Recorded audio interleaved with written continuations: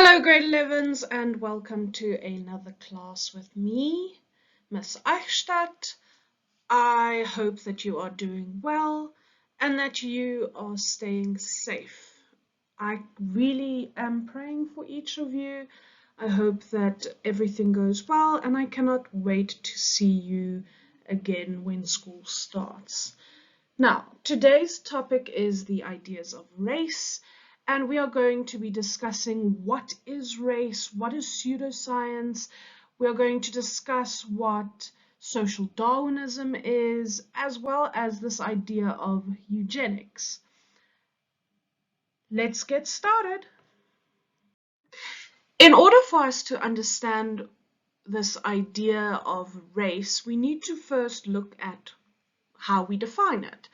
And we can define it as a grouping of humans based on a shared physical or social qualities into categories generally viewed as distinct by society.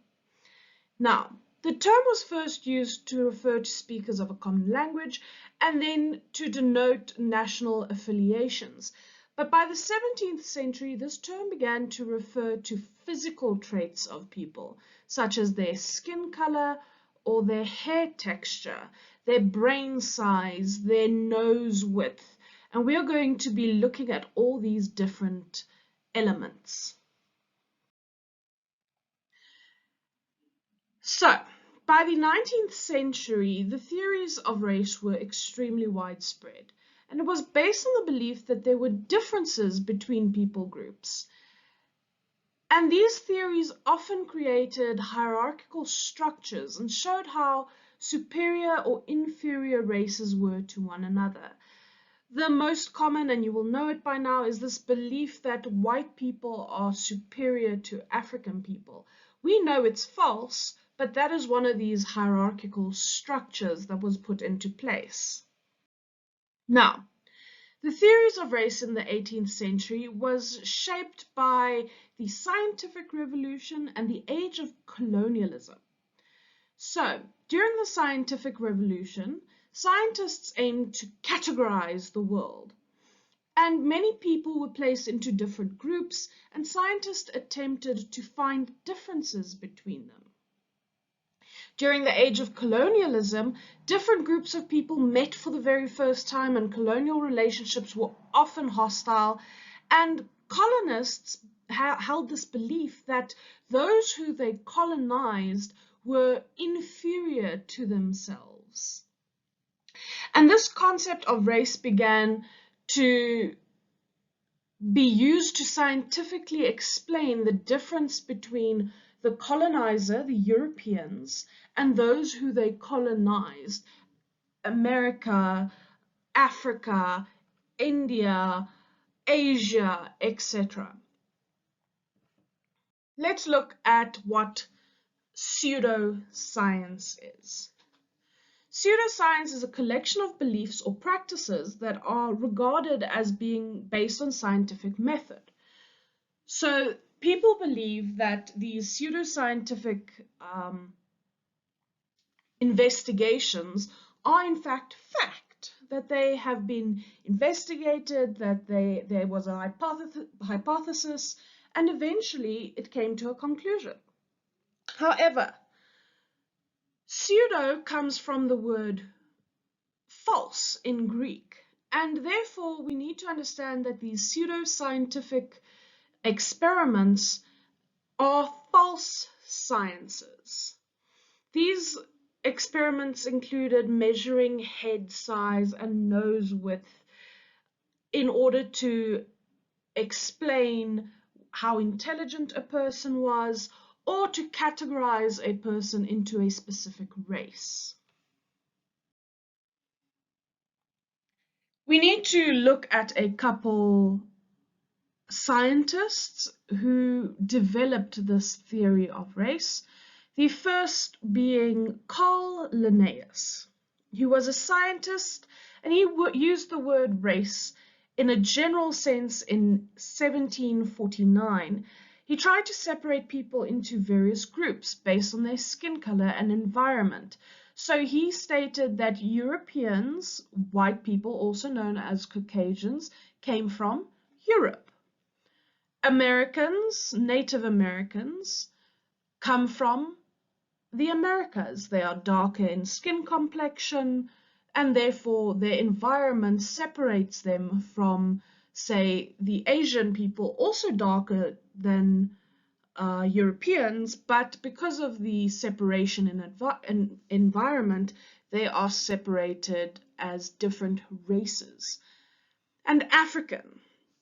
Now, Linnaeus's ideas became truly dangerous when a German anthropologist, Johann Blumenbach, began to combine them into hierarchies. And Blumenbach's ideas became the foundation of racial interpretation in the 19th century. The next scientist we need to look at is Samuel Morton. He was a scientist from America in the mid-19th century, and he believed that different races had physical differences, and he investigated these physical differences in order to understand what separated them from one another.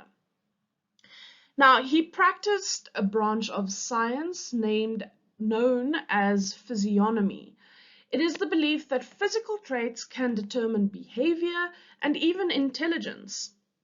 One of his beliefs was that intelligence could be measured by the brain and the skull size.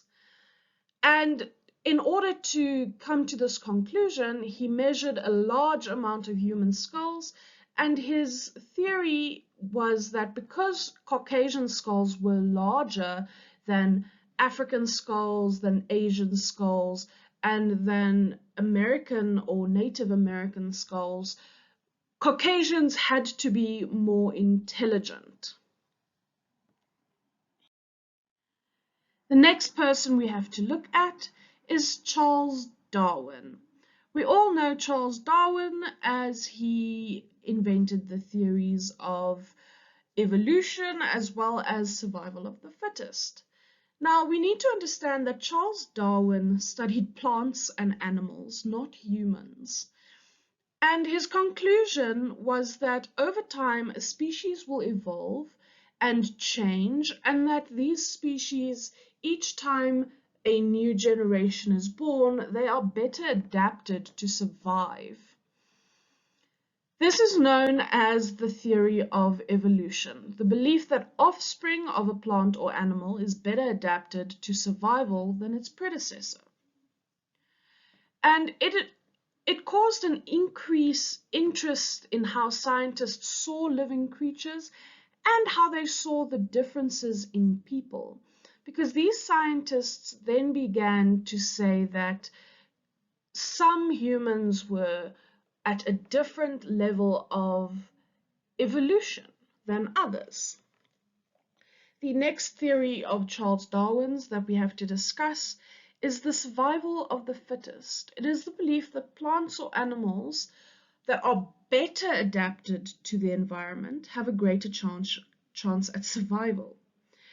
And this means that some scientists, such as Herbert Spencer, saw this as being in support of these racial hierarchies that had been created. And this begins to be known as social Darwinism.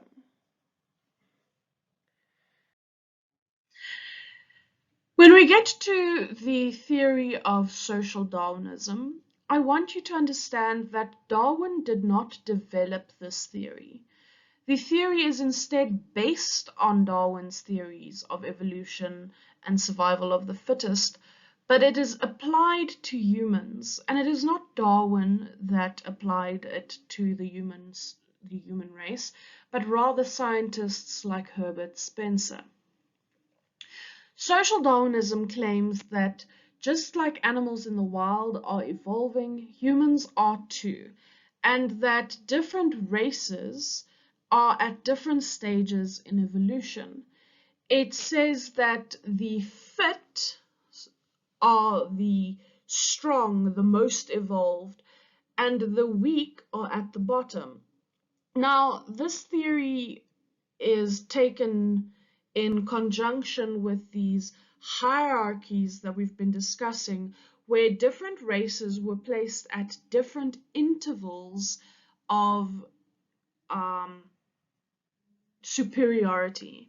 So this theory claimed that Caucasian people were more evolved than the other races, and therefore they were the fit. Social Darwinism encouraged the idea that Caucasians are superior to Africans, Asians, and even Jews. I want you to understand that this is not true, and that this theory of social Darwinism is in fact one of these pseudoscientific theories that we have been discussing.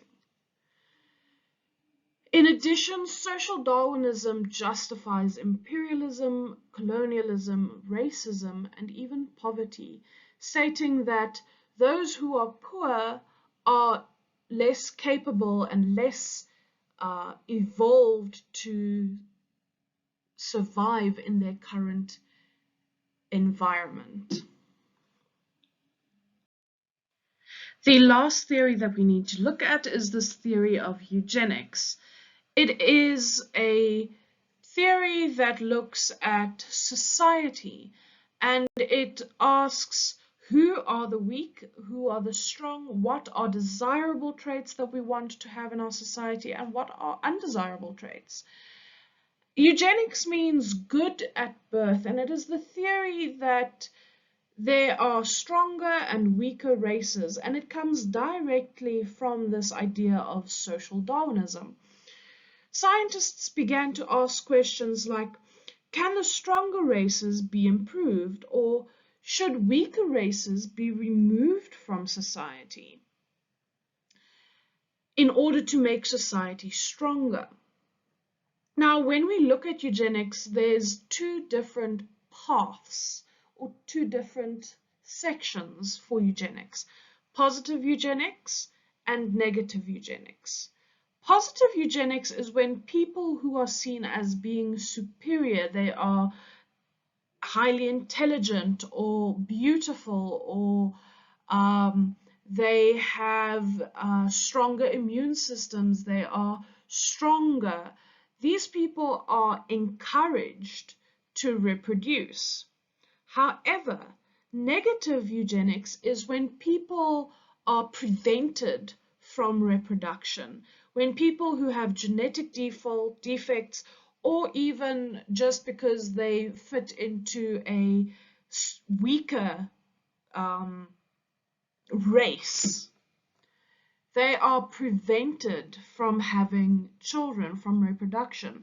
And it is believed that those with undesirable traits should not reproduce because it would cause racial and societal degeneration. And many countries promoted sterilizing, aborting, or giving contraceptives to those that they deemed as being unfit.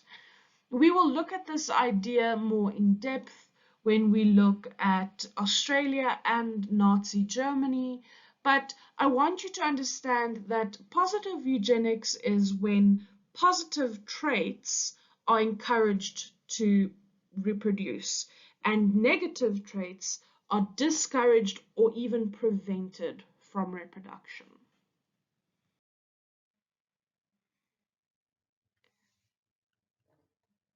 I hope that explains these theories to you. Please go and read pages 147 to 155, and then do activity 2 on page 150, activity 3 on page 153, and activity 4 on page 155. Thank you very much, grade 11s. I understand that this is not easy and that you are trying your best. I can't wait to see you again. Love you.